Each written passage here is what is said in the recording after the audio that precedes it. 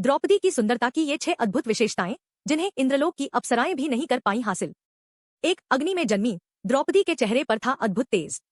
द्रौपदी का रंग सांवला और उनके नैनंश इतने मनमोहक थे कि उन्हें देखने वाले देखते रह जाते थे। सांवले रंग के कारण द्रौपदी का नाम कृष्णा था। द्रौपदी राजा द्रुपद द्वारा किए गए यज्ञ कुंड से उत्पन्न हुई थी, इसलिए उन्हें यज्ञसेनी भी कहा जाता है।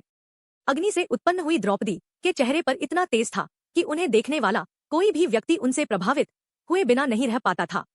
2, द्रौपदी की कोमल काया थी मजबूत। महाभारत की कहानी के अनुसार द्रौपदी की काया सुंदर और कोमल थी।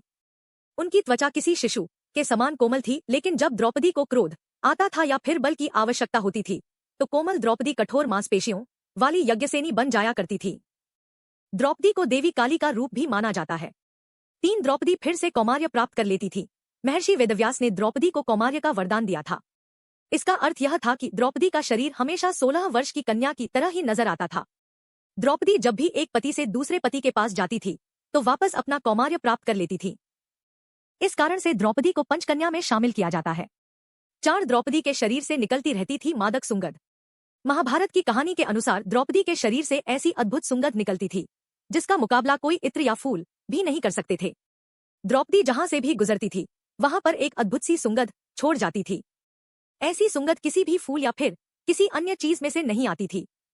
इस सुंगध से लोग द्रौपदी के प्रति मोहित हो जाते थे। 5, वैचारिक रूप से आधुनिक थी द्रौपदी। द्वापर युग में स्त्रियों के लिए कई तरह की सीमाएं निर्धारित की गई थी, लेकिन द्रौपदी की वैचारिक अभिव्यक्ति उन्हें काफी आधुनिक बनाती थी। द्रौपदी कर्म करने पर विश्वास रखती थी। वरिष्ठजनों के आदर सत्कार करने के गुण के साथ द्रौपदी में अन्याय के विरुद्ध आवाज उठाने का साहस भी था। द्रौपदी न्याय और अन्याय के बीच अंतर को जानती थी। यही कारण है कि जब द्रौपदी का भरी सभा में अपमान हुआ तो द्रौपदी ने न्याय की मांग की और कुरुक्षेत्र की रणभूमि पर न्याय और अन्याय के बीच युद्ध हुआ। 6, द्रौपदी के पास थी कई अद्भुत कलाएं। द्रौपदी केवल सुंदर और वैचारिक अभिव्यक्ति वाली स्त्री ही नहीं थी, बल्कि द्रौपदी के पास कई गुण और अद्भुत कलाएं भी थी। द्रौपदी बहुत भावुक होने के साथ बुद्धिमान भी थी। साथ ही द्रौपदी को नृत्य, गायन, पाकशाला, राजनीति, समाजशास्त्र आदि विषयों का ज्ञान भी था।